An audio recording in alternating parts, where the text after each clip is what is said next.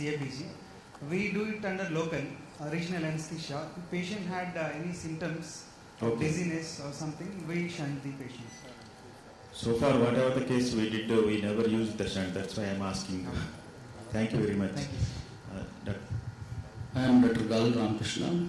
I am pulmonologist, neurologist and cardiologist, budding cardiologist. I want to ask one question. When to remove IVC filter? So when after the indication, first we have to know the indication for IVC filter, sir.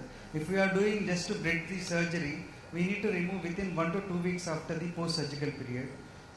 That's the thing we usually follow, sir. How often you occur, those strokes will occur? When you are removing IVC filter? IVC filter? No, I haven't come across any, sir. I will ask. He's asking Strokes. So removal of filter generally should be done within 6 weeks of placement. It's okay to do it within 3 months once the indication for keeping the filter is over.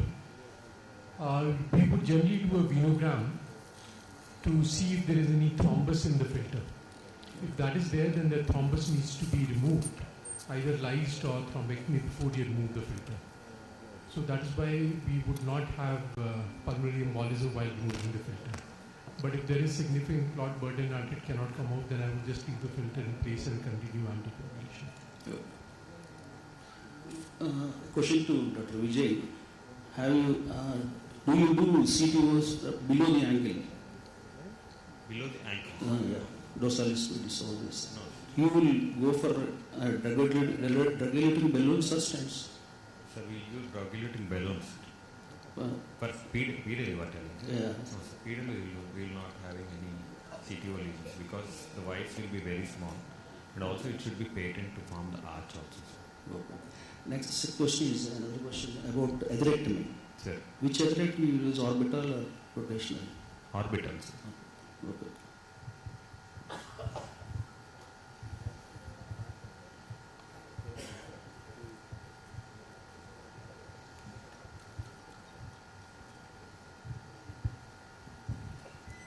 Thank you, Dr. Vijay Kumar, sir.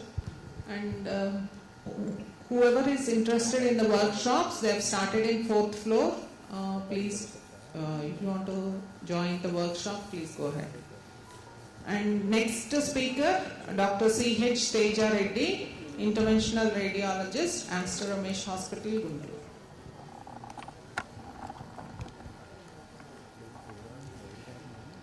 Good morning, everyone. Myself, Dr. Teja.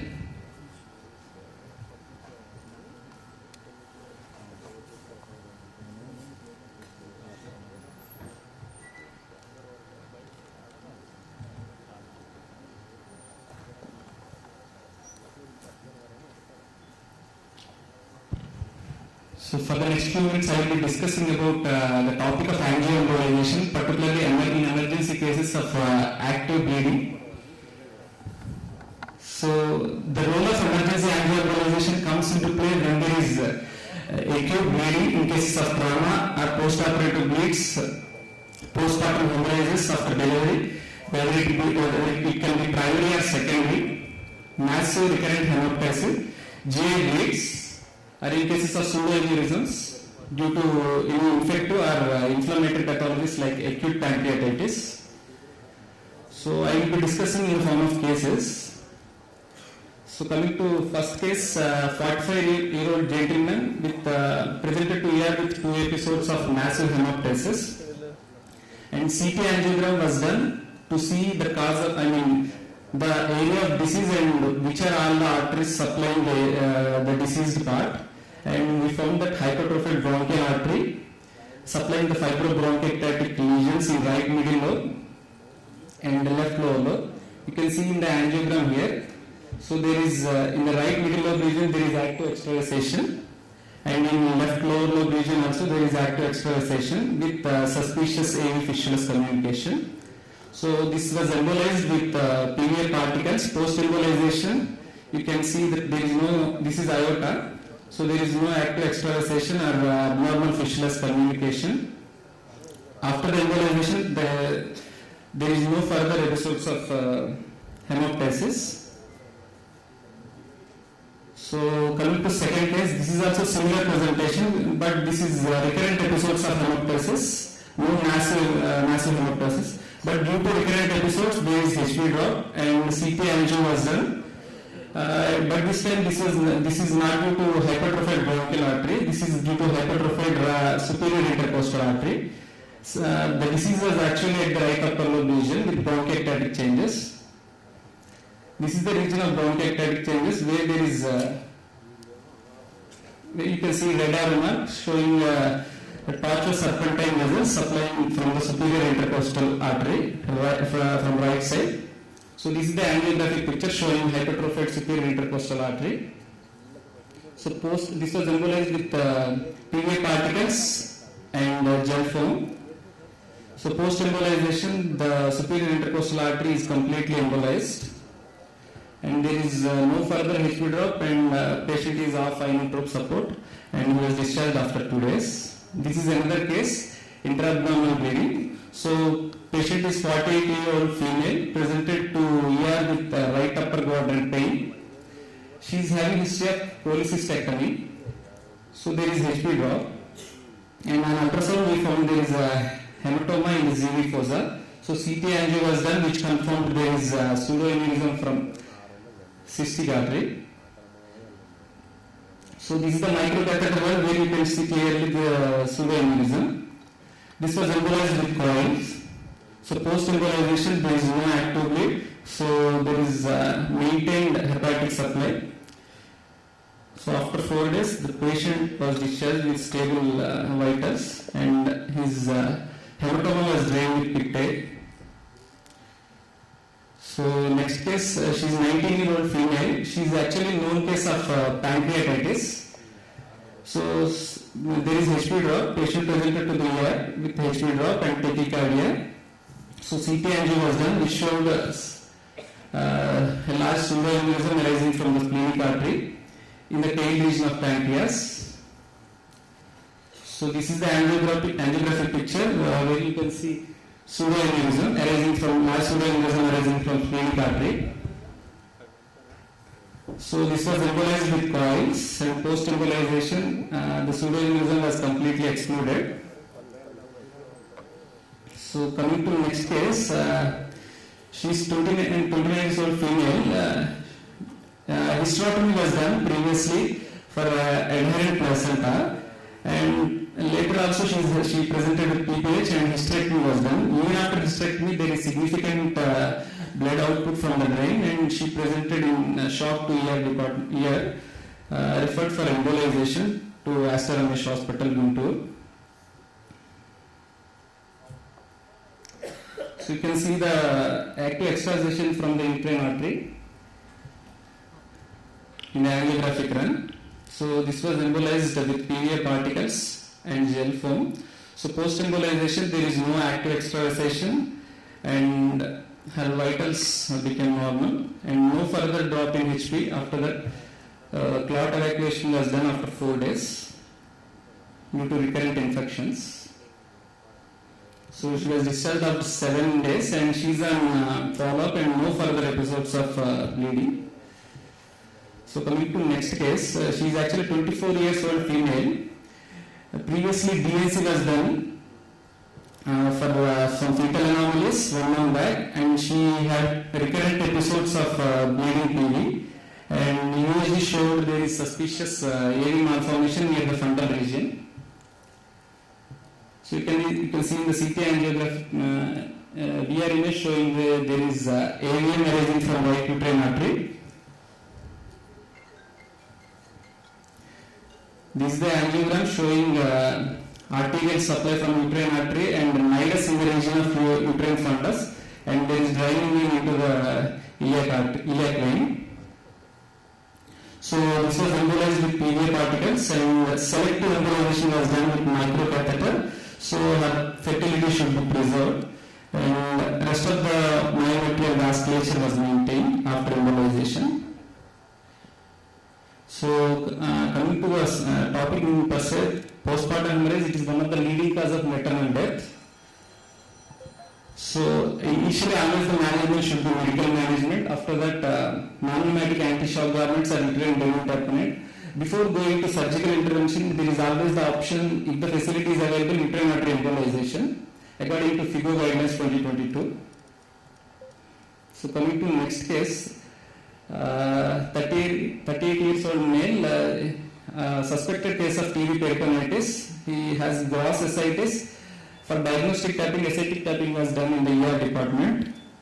Post tapping, after 1 day, there is a drop in HP with tachycardia. So CT angio was done, which showed active bleed from the circumflex iliac artery. You can see the bruise here. This is the angiographic picture, where you can see active extravasation from the circumflex iliac artery. So this was embolized with glue. You can see the glue cast filling the circumflex iliac artery and its branches. Post embolization, the iliac, circumflex iliac was not at all seen filling. Coming to next case, 55-year-old male patient having presented to ER with right groin swelling, history of PTCA at outside hospital 5 days back. So ultrasound showed there is a pseudoaneurysm. To see the neck size and confirmation of the pseudoaneurysm, CT angio was done. You can see the hematoma with large pseudoaneurysm in the picture arising from SFA. So angiogram was done, which showed, which confirmed the pseudoaneurysm. After that, with balloon tamponade, fibrin injection was given. So post embolization, the pseudoaneurysm was completely excluded. Post procedure, CT was repeated, which showed non-filling of the pseudoaneurysm. So next patient is 65-year-old female patient, similar presentation, right groin swelling. There is also history of PTC outside hospital. So this is the ultrasound image showing active pseudoaneurysm, active filling of the pseudoaneurysm. So this is the, without further going to CT angio for this patient, we directly took to the cath lab and directly injected the directly punctured the pseudoaneurysm and contrast was given, which showed filling. And we did this to see how much of the reflex is seen from the pseudoaneurysm into the SFA. So thrombin was injected into the pseudoaneurysm, and after immediate post procedure, we followed the case till 7 days. It was completely thrombosed without any filling defects in the SFA. So coming to the next case, 64-year-old male patient, known diabetic, with history of massive hemoptysis and hematemesis, and there is diagnostic dilemma for the cause of epistaxis and hematemesis in this patient. For this patient, all the investigations were done at outside hospital, CT, brain, and neck, chest, everything was done. There was no cause except malignant otitis externa. Angio was not done previously, and endoscopy was done, which was normal. After 3 days, due to another large bout of epistaxis, patient was referred to our hospital. So CT angio was done, which showed there is large pseudoaneurysm arising from the petrous region of left ICA. You can see in the images. This is the angiographic picture showing pseudoaneurysm. So this actually, it was excluded with the covered stent at the petrous ICA region, graft master. So after stenting, there is no filling of the pseudoaneurysm. So final check angio showing the exclusion of the pseudoaneurysm. Patient didn't have any further episodes of epistaxis after the procedure. So to conclude, angioembolization is a life-saving procedure which is very much useful in case of acute bleeding, mainly as it is minimally invasive and less time consuming, and there is chance for organ sparing, like even in case of splenic ruptures or anything, to preserve the organ and then precise targeting, and to keep, and after keeping the sheath in situ, the angio or angioembolization can be repeatable if there is any recurrent bleeds.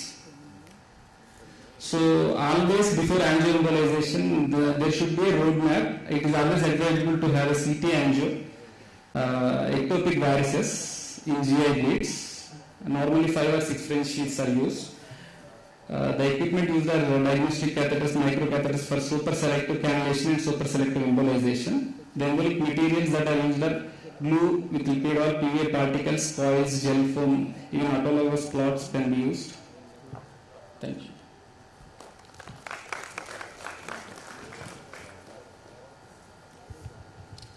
Nice presentation of case series from Teja Reddy. So we also had some problems. Dialysis catheters penetrating from the jugular to the thyroid artery. So we excised the fistula and we put a graft for that case. Do you have any experience of these type of cases? Not with dialysis catheters, sir. Like for one private cat, we had one subclavian artery puncture was happened, sir. And other type of also subclavian vein injuries causing hemothorax. This again from the dialysis catheters only. So we have 3 case series of like that. So our interventional radiologist closed it, but this one we operated this jugular carotid fistula. So done by the dialysis people. Normally, in case of these kind of fistulas, normally graft placement, covered stent placement can be. Our interventional radiologist saw, but he said it's not possible. Better do the surgery.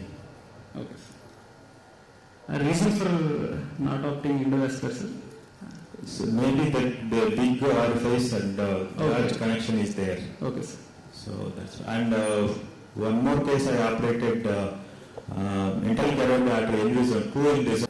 So that also again that is very big aneurysm and not possible to occlude that by covered stent. So that is 2 aneurysm. This is my experience. Okay. How often you encounter while bronchial artery embolization paraplegia? Paraplegia. What's the can you repeat, sir? The complication of bronchial artery embolization. No. Paraplegia. It's like in book it is like sometimes there can be small spinal arteries can get embolized, non-target embolization can happen, sir, but it never happens, sir. Like even after every procedure bronchial artery embolization we check whether all the 4 limbs are working on it. The complication never happened till now, sir, but there is chance that 1% there is chance. One case of right superior thoracic Yes, sir. that you have done. No? Yes, sir. Any complication? Nothing, sir. Just till one day there are like previously like whatever hemorrhage is there, clots came out, that's it, sir. No complications happened. Little bit about the valvular heart disease. So we all know now that TAVR has become a standard of care in intermediate and high risk aortic stenosis patient. Now the TAVR has expanded its indications to the lower risk younger age group people and even asymptomatic people and moderate aortic stenosis with LV dysfunction. So today the topic which I want to discuss is the SAVR versus TAVR in younger age group, and this I want to discuss on a case basis, and I will get a better panel with a combination of senior interventional cardiologists and senior surgeons so that I can pose questions to them. So the case is a 63-year female, hypertensive, presented with recurrent episodes of heart failure. An examination in existing systolic murmur head or diabetic area suggests of an aortic stenosis. And echo showing the gradient of across the aortic valve, epi gradient of 72, mean of 40 with normal LVF, and coronary angiogram showing some non-obstructive lesions in the proximal RCA and mid LAD. So this is the Doppler across the aortic valve, which is showing a mean gradient of 41, suggestive of severe aortic stenosis, and angiogram showing some lesions in the mid LAD and the proximal RCA. So I want the panel their opinion. So how to proceed in this case? So relatively a young female with recurrent episodes of heart failure, mostly due to the aortic valve stenosis with normal coronaries, and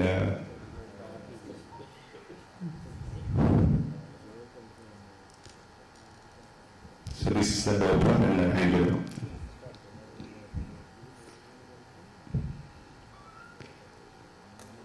Any comments, sir, from this?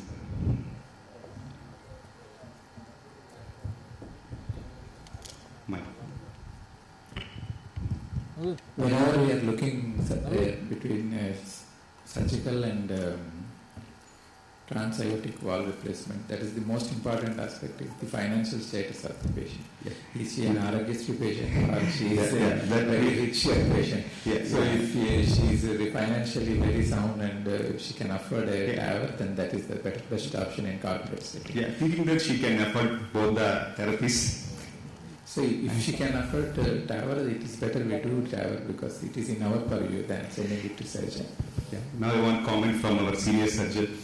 What is the aortic annulus in this patient? Yes. Sir, so now I want to ask a question. Do you routinely do the CT even for the surgical aortic valve patients also? No, but any aortopathy, bicuspid aortic valve, we will do the CT aortogram to see the aorta diameter. Yeah, thank you, sir. Now I will give that information. So I think it is better to do the CT even for the surgical plan patients also to know the aortopathy and annulus. So this is the CT of that patient, which is showing a small annulus of 22 mm with an area of 370. Anything less than 430 area is the small aortic annulus, and anything less than 23 mm average diameter is the small annulus. And as you rightly pointed out, you have to see whether the patient is having bicuspid aortic valve or not. So this is a bicuspid aortic valve with a fused right and left cusp, and the intercommissural distance is 23. And the SOV diameters are borderline. Anything less than 30, we can take it as a borderline. Here they are 26, 28 and 29. And coming to an important aspect of TAVR planning, that is the coronary obstruction risk. Here the coronary height on the right it is 14.6, accepted, anything greater than 10. On the left it is low coronary, which is the 7.2. And as it is a bicuspid aortic valve, we want to check the aortopathy. So the aorta, assuming aorta diameter is 40.3 mm, that is still not dilated, there is no aortopathy, and the calcium is less. And the risk assessment wise, the STS score was 2 and EVO score was 2. So in summary, 63 years female, symptomatic severe AS with normal LV function, with stage D1, with low surgical risk, small annulus, bicuspid type 1A with fused right and left, non-calcified raphe, and no excess calcium. We have seen the calcium score is only 183, and low lying left coronary. And still, again, I am putting the same question after the CT. So now, sir, what is your opinion? Low-lying coronary means SAVR is the best option, I feel. Yes. And so always there will be coronary occlusion risk. We use TAVI. Yes, sir. So coronary anatomy is not suitable for TAVR. Yes. For this case. Yes. Now we discuss about a few guidelines and the latest trends in the treatment of the aortic valve disease, and again we will come back to the same points. Yes, high risk scores go for TAVR. Whereas the American guidelines is divided age group into 3 age groups: less than 65 SAVR class 1 indication, greater than 80 TAVI class 1 indication, in between 65 and 80 again hot in discussion depending upon the patient, the anatomy of the aortic root complex, we can go for a TAVR or SAVR.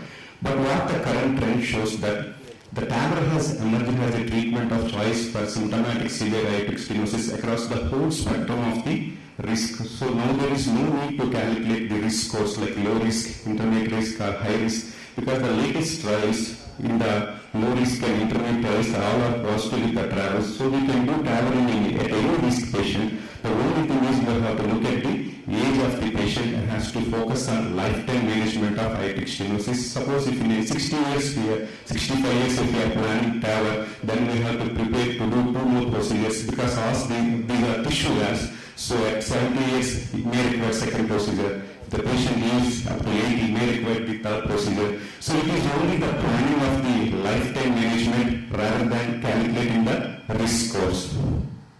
So the previous literature shows that representation of age less than 65 in USA, Sharma et al. Shows it's 47%, and other trials it is 11 or 12%. So the representation of these patients age less than 40 is very less in the trials. So all these age less than 65 years, they will fall in the low risk patients. So what are the clinical trials shows?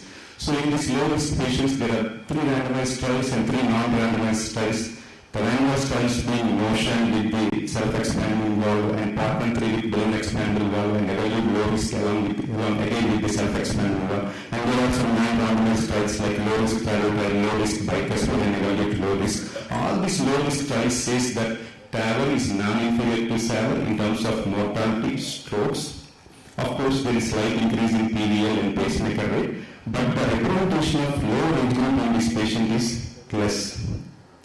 And the longevity also not steady. So in younger patients, again we bother about the durability. So what are the problems of TAVR in younger age group? One is the durability. Suppose if the average life expectancy in Europe after the 65 years, in the male is 70 years and the female is 21 years. So if you are doing a TAVR at 65 years, then most probably the patient may require 1 or 2 interventions. So what is the problem with the re-intervention? So redo TAVI, so placing one more valve inside the first valve, there is always a chance of patient-process mismatch, further narrowing the aortic root complex, and coronary obstruction. The second valve, we convert the first valve into a tubular graft, and there is a coronary obstruction. And if you are planning an explant, again TAVR explant is a high-risk surgery with about 30% mortality. The other problem is bicuspid anatomy. So bicuspid anatomy is not commonly studied in the previous landmark trials, and in younger patient bicuspid anatomy is more common. So bicuspid again is associated with increased risk of PVL and stroke. So in younger patient with bicuspid anatomy with type 0 or type 1 anatomy with excessive calcification and extensive rapid calcification, better to send for a surgery as suggested by the sir. Again, one more problem is future coronary access following the TAVR. So if you are doing the TAVR and both the valves, there is a risk of obstruction of the coronary. So this also we have to keep in mind when planning TAVR in younger patients. So what are the goals of TAVR in these younger patients? It is fundamental to perform first TAVI with a lifetime strategy plan. So in younger patients, if you are undergoing TAVI, so the 4 things should be kept in mind is we have to keep the coronary risk low. So the implementation, that is the patient's preference was TAVI. We went ahead and done a TAVI in this case. So briefly about the procedure. Has started there is an obstruction, coronary obstruction risk. So we have protected the coronary with the wire and guide liner. Thinking that if there is an acute coronary obstruction, we are going to stent the left main coronary artery. So we have crossed with safari wire, and the pre-dilatation was done, and the balloon expandable valve was implanted, 21.5 mm, and the last picture shows the hemodynamics with the low gradient. And I don't want to go into the discussion of self-expanding valve, balloon expandable valve in view of that time. So the conclusions, so when we are planning a aortic valve replacement in any younger patient, we have to see which of those 3 algorithms we have to follow. First we want to do SAVR, and then we TAVR in the SAVR, and then the TAVR.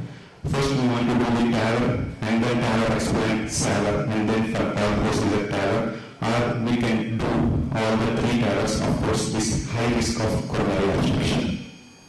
So in conclusion, the TAVR has not systematically studied in very young patients. All the landmark trials, the mean age is around 68 to 75 years.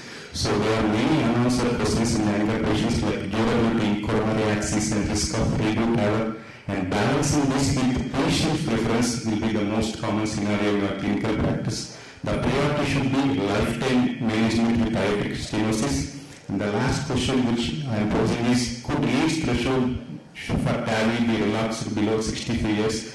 Maybe the answer is yes. Thank you for your patient hearing, and I am ready to answer any questions. Nice presentation. If any case having MR, severe MR and complex coronary artery disease, SAVR will be the preferred one. And 65 years, we can implant the pericardial valve that will last for 10 to 15 years. Later we can plan for TAVI in the same valve in valve. So yes, we are talking about the first column. In a high-risk patient, we can implant the SAVR, and then TAVR in the SAVR is a good option for them. And regarding the question of multi-vessel disease and MR, If multivessel disease is there, again you can go for the SAVR. And regarding the MR, we have to see whether it is a secondary MR or primary MR. Again, if secondary MR, we can do TAVI, and most of the secondary MRs, the grade will be decreased after the TAVR. If it is primary MR, we have to go for the surgery. And regarding small annulus, we have a lot of procedures. We can do the Boyang procedure to enlarge the annulus and other root enlargement procedures, and we can admit some 23-25 size mechanical valve also in young patients. And regarding explantation of the TAVR valve is very difficult. So that might need root replacement also, ventral also. So I think really in young patients, SAVR is always preferable. So above 65, any comorbid conditions, maybe in those cases, TAVR is preferable. So 65 years, I feel always SAVR is better. In keeping all these complications, explanting the TAVR valve is a nightmare. That's my opinion. Yeah, I understand, sir. In this case, why we prefer TAVR is, if the same bicuspid valve, if it is showing excessive calcification, especially on the raphe, and large bulky leaflets with excess calcification and low-lying coronaries, definitely we have to send the patient for surgery. As this patient has less calcium and non-calcified raphe, and patient preference, we went to do the TAVR. Otherwise, these young patients with bicuspids usually SAVR is the first option. Was the need for second procedure after 5 years or 10 years has been discussed with the patient? Yes, sir. Explain to them. They don't want this one invasive surgical procedure. That's what. Our bicuspid valve is an iotopathy. It will progress that iota diameters and all. In future, aneurysm and all will occur. Yes, sir. We have a discussion with this, and we have reviewed the literature also. After 65 years, if the iotopathy has not developed, I think they will gradually progress to the iotopathy. I think all the bicuspid aortic valve, when they have done TAVR, they have followed with these patients, and very few patients has developed the iotopathy after 65 years. If at all iotopathy should have settled in now. Do you do basilica after that? Yes, if this patient comes for the second procedure, may require basilica, but in India we have very few centers that are doing basilica nowadays. Do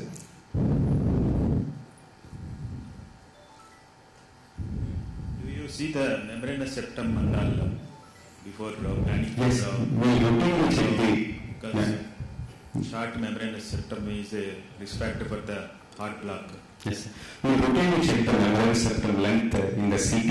If it is less than 4 mm, then there is a high risk of complete heart block, so that we can implant the valve bed, we can plan the implantation of valve bed according to that.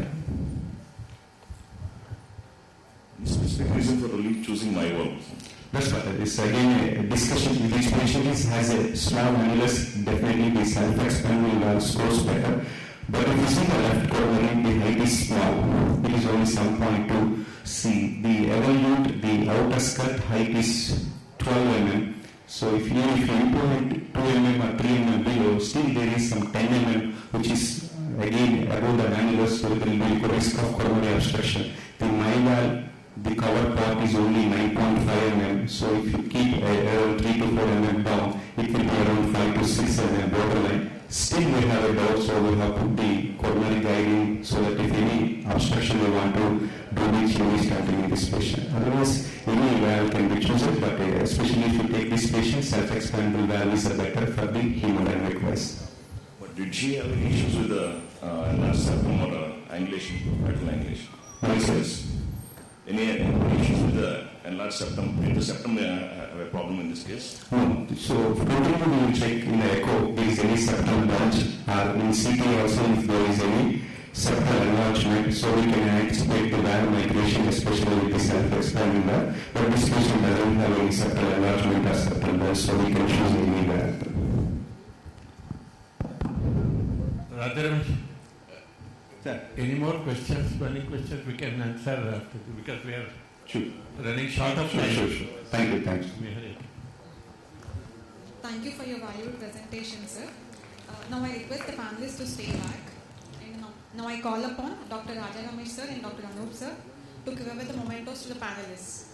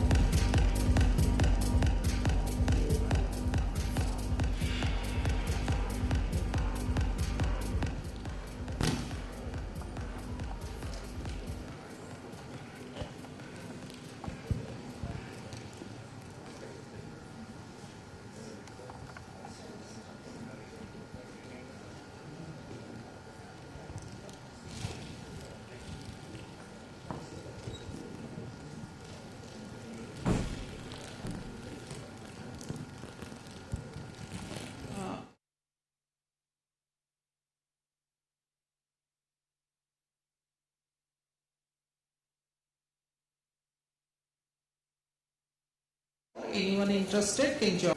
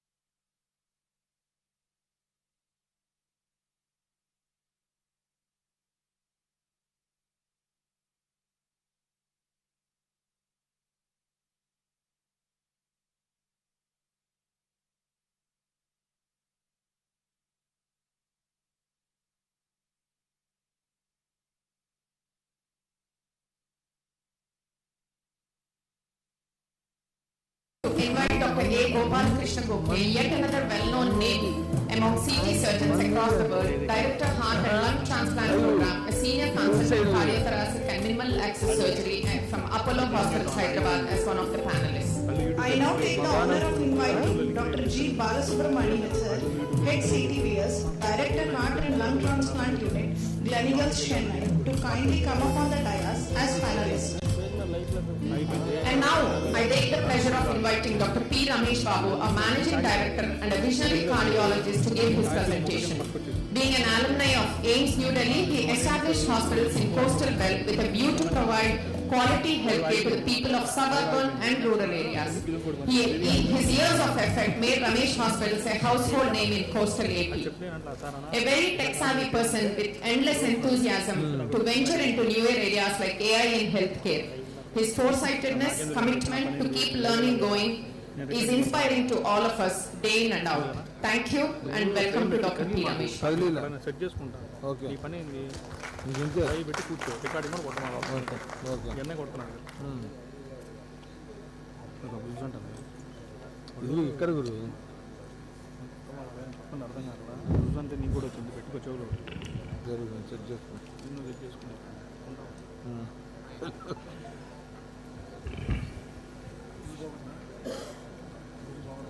Respected panelists,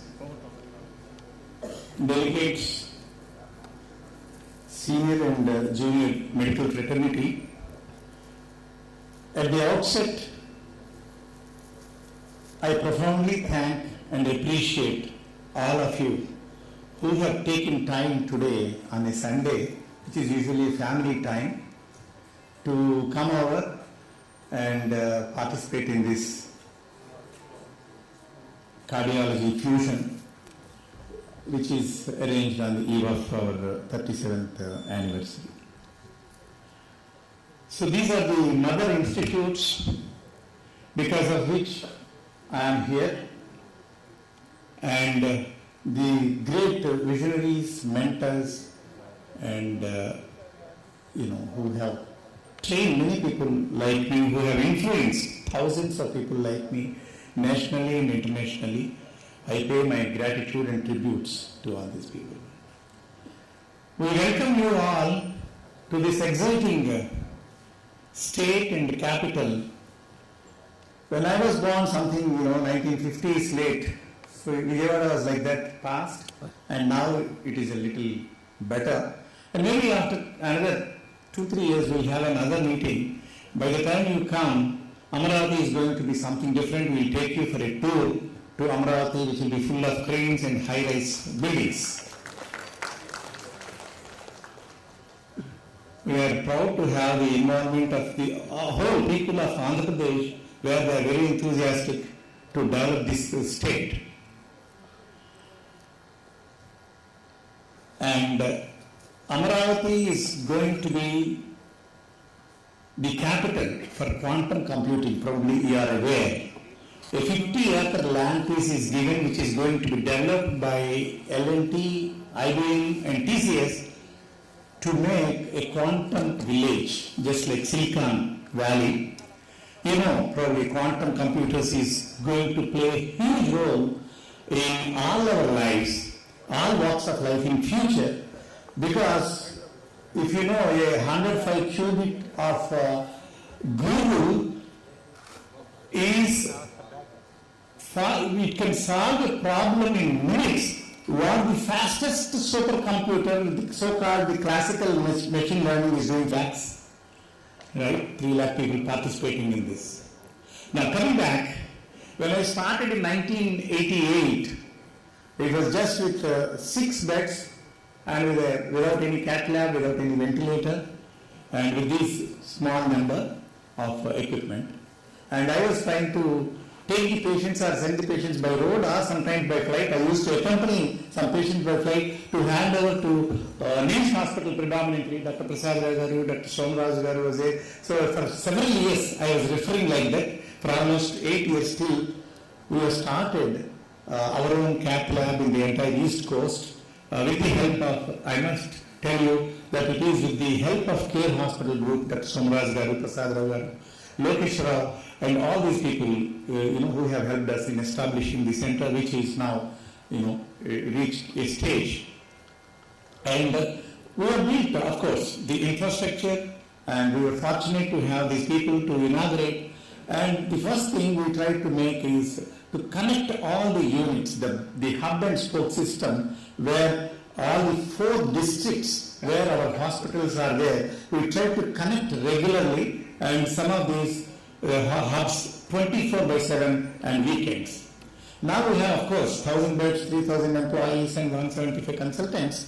And then we are into a robust DNB program in all the areas.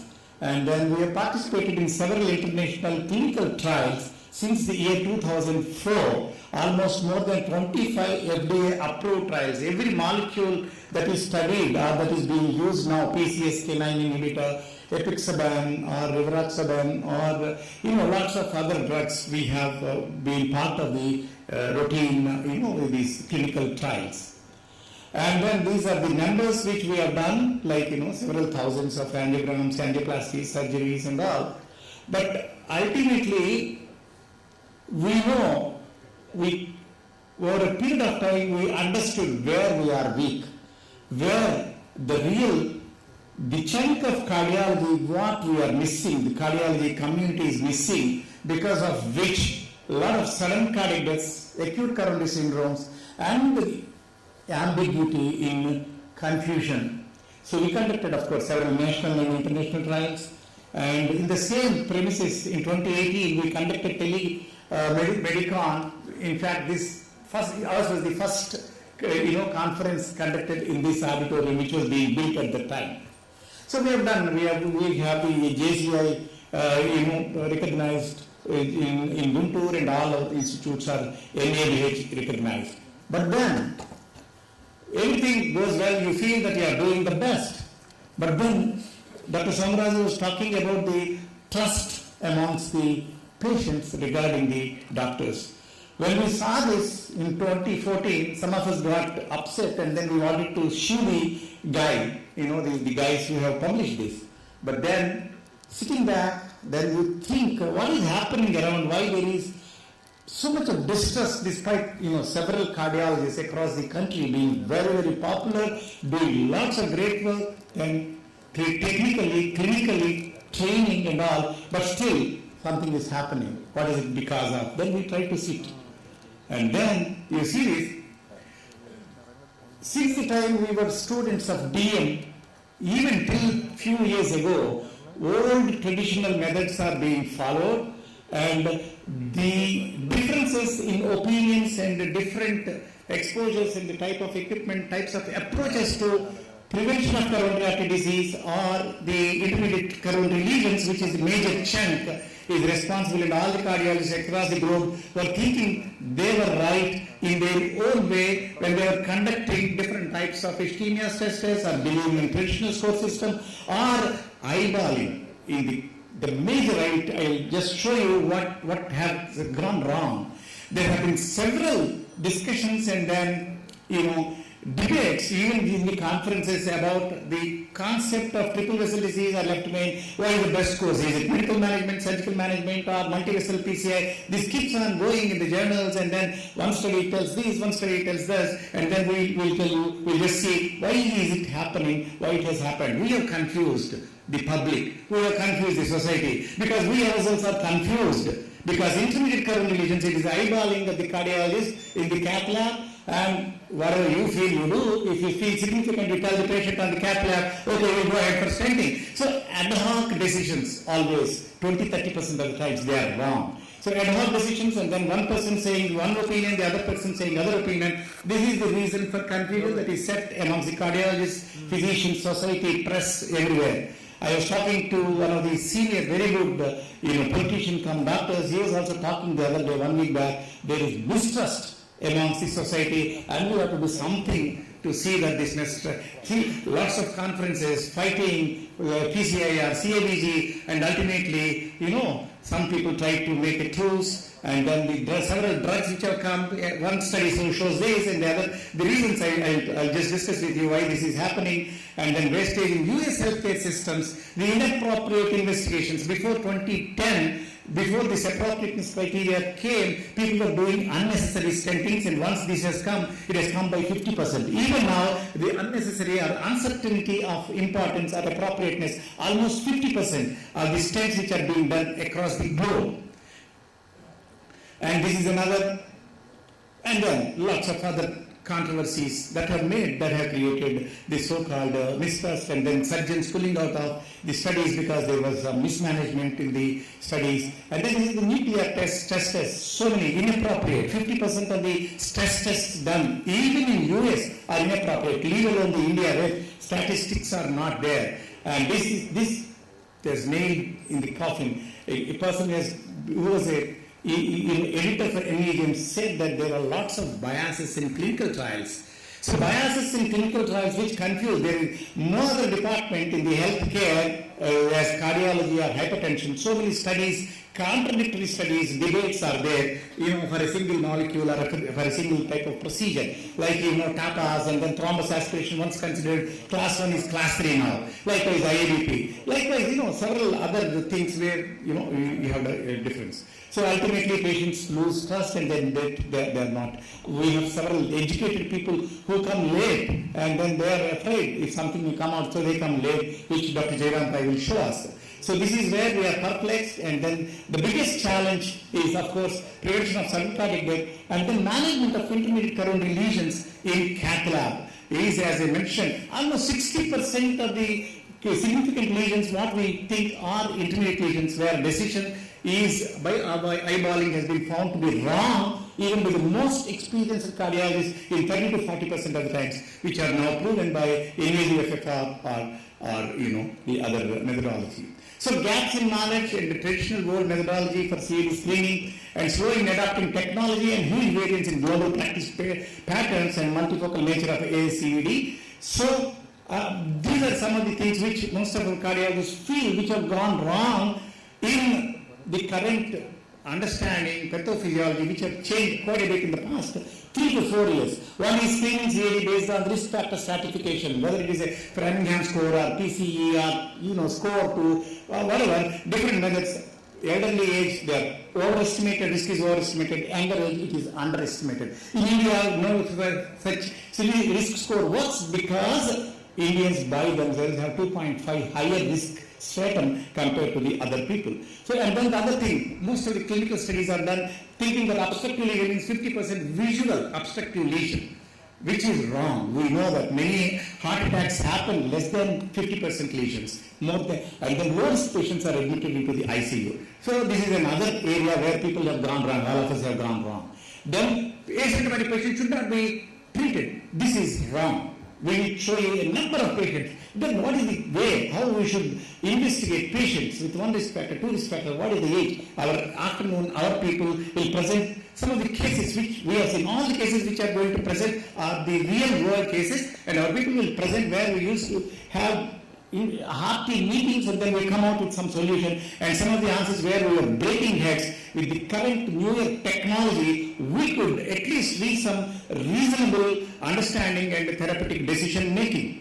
And then fallacies of clinical trial, as you have seen, and that is because of the so many thousands, hundreds of confounding variables, a lot of material, lot of information to be integrated, which can be done by artificial intelligence and quantum computing. It is going to make huge difference in clinical trial, the designing, then the result interpretation, and all these things. So now this machine learning and the classical so-called convolutional neural network, now it will be quantum neural networks, and that is going to change. And then you don't need this minus 273 degrees for quantum. Now atom computing probably all our organizations will have a quantum computer in future, probably in the next 4 or 5 years, with low cost and all these things. So communication, how it has evolved, and this is Enigma code in Germany, which was broken by Turing, Alan Turing, now Turing test and all artificial intelligence is based on this. And then, Sunita Williams and Wilmore, who were there in space, international space ship for almost 9 months, were brought in by Elon Musk's Dragon capsule. And, this is the intelligence, this is the quantum computing, the artificial intelligence, which has brought them alive. Probably in the past, nobody would have survived like that. And then Industry 5, health is Industry 5, where all these technologies are involved with patient-centric care, like personalized patient decisions. And since 1988, our focus has been on golden hour, and then we have tried to do, and this is how the technology, whatever was available in 1998, we tried to adopt, then 2002, whatever ECGs, computerized ECGs, rural health programs, and then the real-time transport ECGs when WhatsApp was not available. When WhatsApp is available, we used to see this. And likewise, 5G ambulance, and two areas like cloud docs and the cardiac CT have brought in sea change in our management of patients for CAD screening and then identifying risky patients or advanced subclinical atherosclerosis, and then the CT FFR, which we have procured recently, which is going to bring sea change in therapeutic decision making, avoid all the confusion among the cardiologists, cardiac surgeons, and because it is objective, no visual interpretation, no visual debates and all these things. And this is how rural health program, we started somewhere 2000, and then we used to provide ECGs, and through fax, when we get the ECG, we used to give them the solution, whether it is cardiac or non-cardiac, to give something. And then this is the cloud docs, wherein we monitor all our patients across the cluster, one patient, ICU or any single room, or even outside some of the practitioners. We have fixed our telemedicine unit, and we can monitor the patient day and night, throughout the night and Sundays. We can provide them service, and we have saved a few patients by giving an alert to these people. And this is how the technology, this is an innovation, and our own people, our own IT team has done. Otherwise, to buy it from Siemens or Philips, it would cost several lakhs of rupees. So this is our own with a remote desktop, and then PTZ cameras, 2 static IPs. Our physician sits there for 24 hours, 8 hours shift, and we monitor all our patients throughout the night, weekends,